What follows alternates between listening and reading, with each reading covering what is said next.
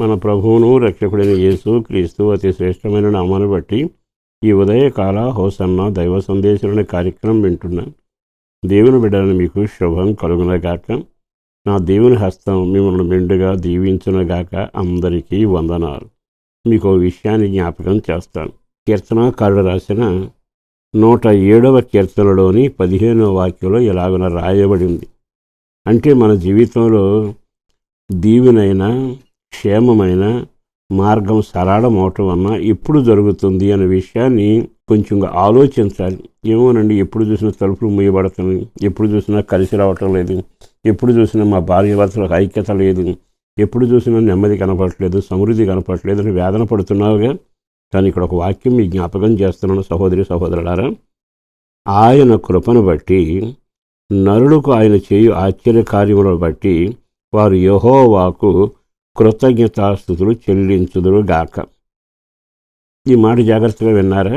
దేవుడు కృపను బట్టి మీకు, మీ కుటుంబాలకి, మీ పిల్లలకు ఆశ్చర్య కార్యాలు చేసి నిన్ను దీవిస్తాడు. అప్పుడు నువ్వేం చేయాలి? ఆయనకు కృతజ్ఞతాస్తుతి చెల్లించుట అనే కార్యక్రమం చేయాలి. ఎప్పుడైతే నువ్వు స్తుతి చెల్లిస్తూ ఆశ్చర్య కార్యాలను తలపోసుకుంటావో వెంటనే ఆయన ఇత్తడి తలుపులను పగలగొట్టి ఉన్నాడు, ఇనుప గడియలను విడగొట్టి ఉన్నాడు. అర్థమైందా?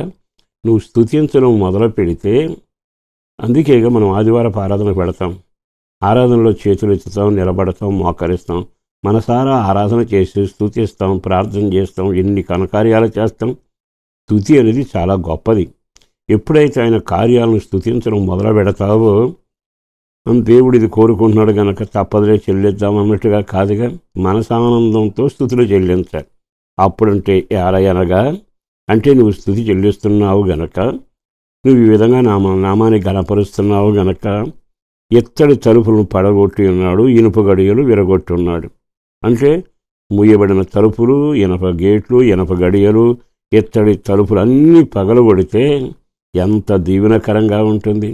ఆదివారం ఆరాధనలో స్తుతి చెల్లిస్తూ కొంత సమయాన్ని ప్రభువు కేటాయించి, ప్రభువా నీకు వందనాలు, నీ నామం కొరకు వందనాలు, నీ రక్షణ కొరకు వందనాలని చేసిన ఉపకారాలను తలపోస్తూ ఎప్పుడైతే ఆరాధికుడిగా ఆరాధిస్తావో వెంటనేనట ఇత్తడి తలుపులు పగలగొడతాడంట, ఇనుప గడియలు విడగొడతాడు. అంటే ఈ కార్యక్రమం చేయగానే నీ జీవితంలో మరుక్షణమే అన్నీ తెరవబడతాయి, అన్నీ విడిపోతాయి, అన్నీ విరగొట్టబడతాయి.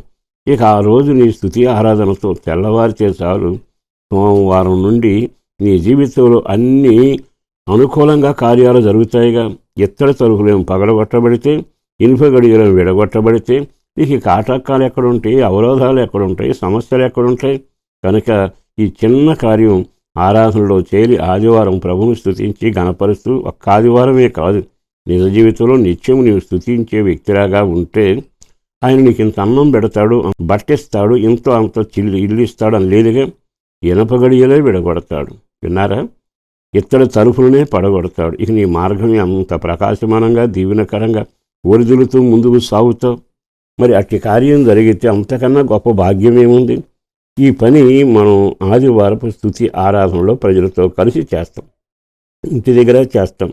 కానీ పునరుద్ధాన దినం ముందు మనం అంతా చేయలేని సందులోకి వెళితే ఎంతమంది కలిసి స్తుతి చెల్లిస్తుంటే అందరి బంధకులు ఊడిపడతాయిగా, తలుపులు తెరవబడతాయిగా. ఎంత దీవెన, ఎంత ఆశీర్వాదకరం.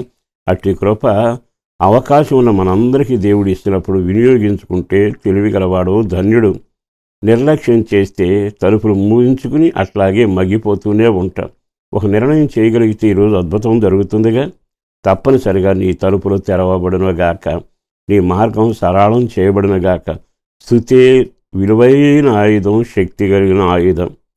పరిశుద్ధుడును ప్రేమముడిన ప్రభు వందనాలయ్యా. బిడ్డలను దీవించండి, ఆశీర్వదించి రెక్కల నీడలో భద్రపరిచి క్షేమాన్ని కలుగజేసి మహిమ పొందండి.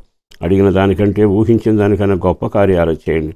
పిల్లల విషయం, పెద్దల విషయం, ఆరోగ్యం, ఆహారం, ఐక్యత, ఆనందం, స్తుతి, ఆరాధన అన్నిట్లో కృప చూపి వాళ్ళ అవసరాలు తీరుస్తూ, గుప్పెలు విప్పుతూ, మంచి ఆరోగ్యంతో, ఆనందంతో, ఐక్యతతో, రక్షణతో నడిపించండి.